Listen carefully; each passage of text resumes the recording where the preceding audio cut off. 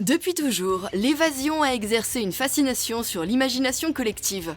Que ce soit dans les films ou dans les livres, les évasions de prison captivent notre attention et nous transportent dans un monde où la persévérance et l'ingéniosité triomphent.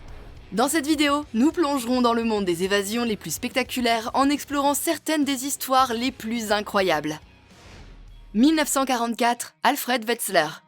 Alfred Wetzler est un jeune Slovaque de confession juive qui sera emprisonné dans le camp d'Auschwitz durant la Seconde Guerre mondiale. Par la suite, le camp deviendra le symbole des meurtres de masse commis par les nazis. Déterminé à échapper à l'horreur qui l'entourait, Wetzler et son compagnon Rudolf Vraba élaborent un plan pour s'échapper. Ils collectent secrètement des informations détaillées sur le fonctionnement interne du camp, les procédures de sélection, les chambres à gaz et les crématoires. Ces informations, connues sous le nom de rapport Vraba-Wetzler, devaient être transmises aux Alliés pour les informer de la réalité de l'Holocauste et inciter à des actions pour arrêter les atrocités nazies. En avril 1944, après plusieurs semaines de planification, Wetzler et Vraba se cachent sous un tas de bois transporté en dehors de la première enceinte du camp. Ils y restent 4 jours et 4 nuits. Déguisés en soldats allemands, ils parviennent à quitter la seconde enceinte du camp. Une fois libres, ils se frayent un chemin à travers les lignes ennemies, évitant les patrouilles allemandes. Pour se diriger, ils ont seulement un petit atlas pour enfants trouvé dans un entrepôt. Leur périple les mènera finalement en Slovaquie, où ils parviennent à délivrer leur rapport aux Alliés. Il est considéré comme l'un des documents les plus importants de l'Holocauste, car c'était la première fois que les forces alliées étaient à ce point informées. Grâce à ce rapport, les infrastructures ferroviaires furent bombardées, sauvant ainsi la vie de plusieurs milliers de prisonniers. Ce document révéla la réalité choquante des camps de concentration nazis et a été largement diffusé, contribuant à sensibiliser le monde à l'ampleur des atrocités commises.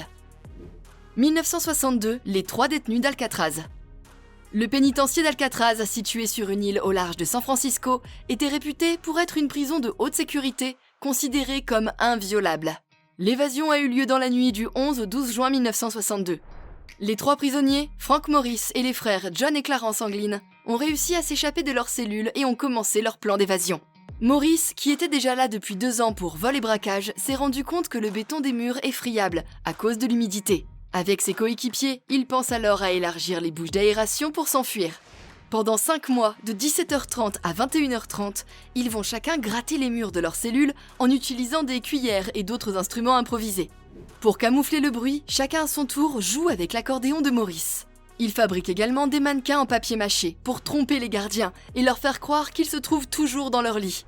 Une fois à l'extérieur, il grimpe sur le toit du bâtiment et utilise un réseau de conduits de ventilation pour atteindre la côte de l'île. Il gonfle ensuite des radeaux de fortune fabriqués à partir de sacs imperméables et se lance dans les eaux froides et agitées de la baie de San Francisco. Malheureusement, leur sort après avoir quitté l'île reste un mystère. Les autorités ont mené une vaste opération de recherche, mais aucun signe des fugitifs n'a jamais été retrouvé. Aucun d'entre eux n'a été revu depuis. Cette histoire captive l'imagination du public et alimente de nombreuses spéculations et théories sur le sort des fugitifs. Des recherches et des enquêtes ont été menées au fil des années, mais aucune preuve concluante n'a été trouvée pour confirmer leur survie ou leur décès. 1978, Albert Spaggiari. C'est un ancien parachutiste de la guerre d'Indochine et ex-activiste de l'organisation de l'armée secrète, une organisation terroriste clandestine française proche de l'extrême droite.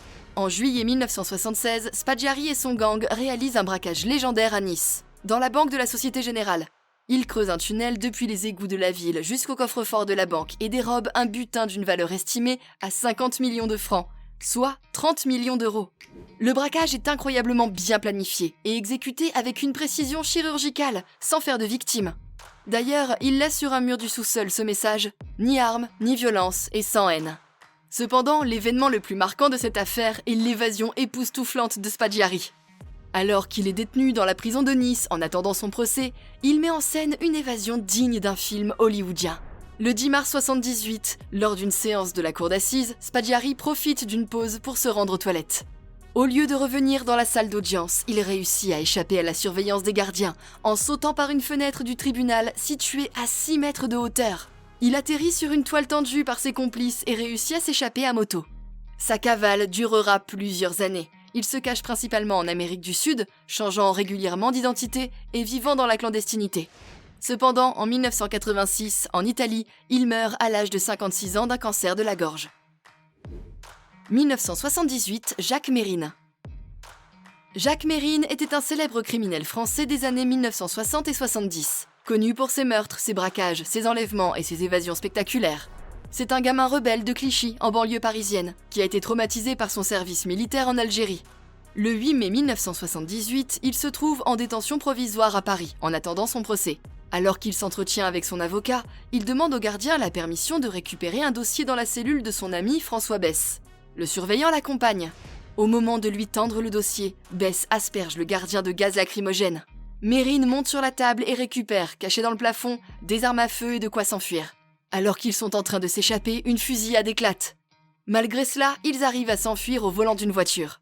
Sa cavale se poursuit pendant plusieurs mois, durant lesquels il continue à commettre des braquages et des enlèvements. Mérine était alors considéré comme l'ennemi public numéro 1, traqué sans relâche par la police. Il est abattu par la police lors d'une embuscade à Paris. Il avait préparé une bande audio pour quand il décéderait, dans laquelle il dit « C'est ça qui est terrible, c'est que certains vont faire de moi un héros, alors qu'il n'y a pas de héros dans la criminalité. Il n'y a que des hommes qui sont marginaux, qui n'acceptent pas les lois parce que les lois sont faites pour les riches et les forts. » 2018, Redouane Faïd. Redouane Faïd est un criminel français coupable de vol à main armée spécialisé dans l'attaque de fourgons blindés. Il est aussi connu pour avoir réussi à s'évader de prison de manière spectaculaire. Après s'être évadé une première fois en 2013 à l'aide d'explosifs et avoir pris 4 personnes en otage, en utilisant une arme qu'il transportait dans un paquet de linge sale, il réussit en 2018 à s'échapper de la prison de Réau, située en région parisienne. L'évasion a été minutieusement planifiée et exécutée avec une précision remarquable. Un commando comprenant plusieurs hommes masqués et lourdement armés utilise un hélicoptère pour pénétrer dans la cour de la prison et en extraire Faïd. Ces hommes ont rapidement pris le contrôle de la situation. Il faut savoir que le pilote de l'hélicoptère avait été pris en otage. Ils prennent plusieurs membres du personnel pénitentiaire en otage et ont réussi à libérer Faïd. En moins de 10 minutes, ils quittent les lieux avec leur précieux butin. Après leur évasion, le commando abandonne l'hélicoptère dans une forêt voisine où il est incendié pour effacer les traces. Redouane Faïd et ses complices s'enfuient ensuite à bord d'une voiture volée, avant de laisser cette dernière et de s'échapper à pied. Sa cavale dure plusieurs mois, suscitant une intense traque policière à travers le pays. Il est arrêté en octobre 2018 à Creil, au nord de Paris. Cette histoire provoque un tollé médiatique et soulève des questions sur la sécurité dans les prisons françaises. Il a également mis en évidence les failles du système pénitentiaire et a conduit à des réformes visant à renforcer les mesures de sécurité dans les établissements. C'est ainsi que se termine notre vidéo. On sait que les évasions les plus spectaculaires continueront d'alimenter notre fascination pour l'ingéniosité humaine et la recherche de liberté. Elles restent aussi des rappels vivants de la détermination et de l'indomptabilité de l'esprit humain face à l'adversité. Et toi, c'est quoi ton histoire d'évasion préférée ?